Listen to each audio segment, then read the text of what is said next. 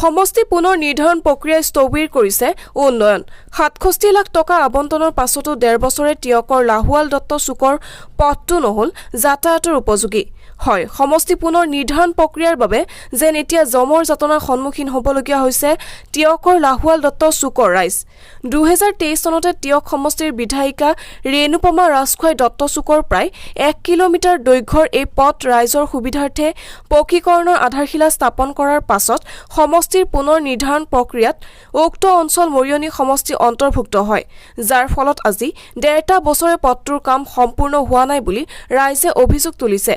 বিশেষকৈ এজাক বৰষুণতে উক্ত পথৰ অৱস্থা অতি শোচনীয় হৈ পৰে যাৰ ফলত স্কুলীয়া ছাত্ৰ-ছাত্ৰীৰ লগতে স্থানীয় বিভিন্ন অনুষ্ঠান অনুষ্ঠিতৰ ক্ষেত্ৰত ৰাইজে বিশেষ অসুবিধাত পৰিছে ইপিনে এই অভিযোগ এতিয়া টিয়কৰ বিধায়িকাক দিব নে মৰিয়নিৰ বিধায়িকাক দিব তাক লৈ বিপাঙত পৰিছে ৰাইজ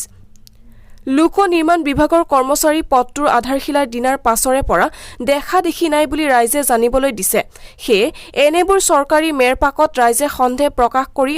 অনতি পলমে কথাৰ ফুলজাৰি মাৰি সৰ্বত্ৰে উন্নয়ন সাধন হৈছে বুলি কৈ থকা ৰাজ্যৰ মুখ্যমন্ত্ৰীক বৰ্তমান ঠিকাদাৰী প্ৰতিষ্ঠানক প্ৰয়োজন সাপেক্ষে অব্যাহতি দি হলেও পথছোৱা মেৰামতি কৰি ৰাইজক সকাহ দিবলৈ কাতৰ আহ্বান জনাইছে অন্যথা তীব্ৰ গণতান্ত্ৰিক আন্দোলন গঢ়ি দিয়াৰ হুংকাৰ প্ৰদান কৰিছে ৰাইজে বিশেষ এতিয়া আমাৰ ক'বলগীয়া কথা এটাই সমষ্টি নিৰ্ধাৰণৰ পাছত এইটো কোনে মেইনটেইন কৰিছে আমি নাজানো না ৰূপজ্যোতি কুৰ্মীয়ে কৰিছে না বিধায়িকা ৰেণুপমা ৰাজখোৱাই কৰিছে কিন্তু এষ্টাব্লিছ কৰিছিলে ৰেণুপমা ৰাজখোৱাই আৰু আমি আজি যিমান জীয়াতুৰ ভোগ কৰিছোঁ ইমান দিনে এটা ৰাস্তা হ'বলৈ লাগে নেকি তেওঁলোকে নিজে কৈ থৈ গৈছিল যে ৬৫ লাখ টকা আপোনালোকৰ ইয়াত অনুদান দিয়া হৈছে ৬৭ লাখ টকা গতিকে আপোনালোকে চাব আৰু আপোনালোকৰ যদি কাৰোবাৰ ঘৰৰ বাউণ্ডৰীৰ জেগা যায় ৰাস্তাৰ কাৰণে আপোনালোকে এৰি দিব আমি দ্বিধাবোধে আমাৰ নিজৰ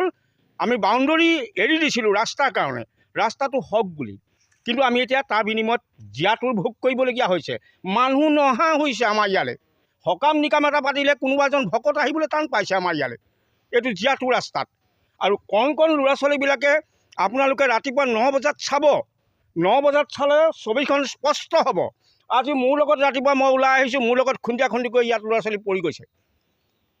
এইখিনি ঠিৰাতে চিট খাই পইচা মই দাঙি পেলাই পঠিয়াইছোঁ ইমান জীয়াতুৰ কিয় ভুগিবলগীয়া হৈছে যদি উন্নয়নেই হৈছে প্ৰকৃততে ইয়াকে উন্নয়ন বুলি কয় নেকি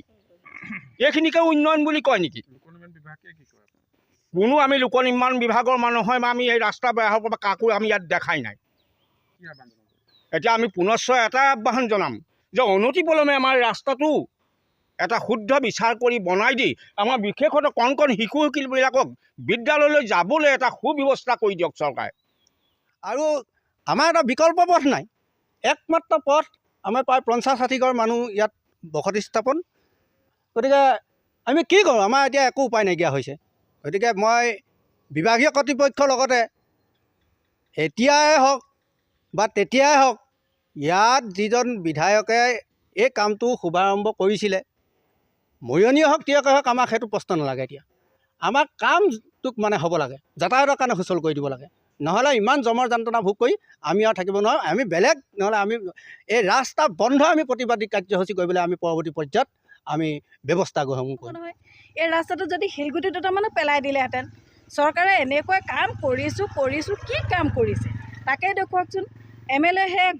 যি কৰিব লাগে সেইখিনি তেওঁলোকে কৰি গ'ল কৰি এতিয়া যিখিনি কাম কৰিব লাগে সেইখিনি আধাৰুৱা হৈ আছে সেইখিনি যদি শিলগুটি পেলাই মেলি হেৰি কৰি দিলেহেঁতেন আমাৰ বহুতকণ উন্নত হ'লহেঁতেন MLA মানে এতিয়া ৰাজখনি বাইদেউ আমাৰ এতিয়ালৈকে হেৰি নাই ৰূপজ্যোতি কুৰ্মীকে আমি ক'বলৈ বাধ্য হ'ব লাগিব আৰু যদি তাকো নকৰে আমি এই ৰাস্তাটো বন্ধ কৰি প্ৰতিবাদ কৰিবলৈ আমি সাজু হ'ম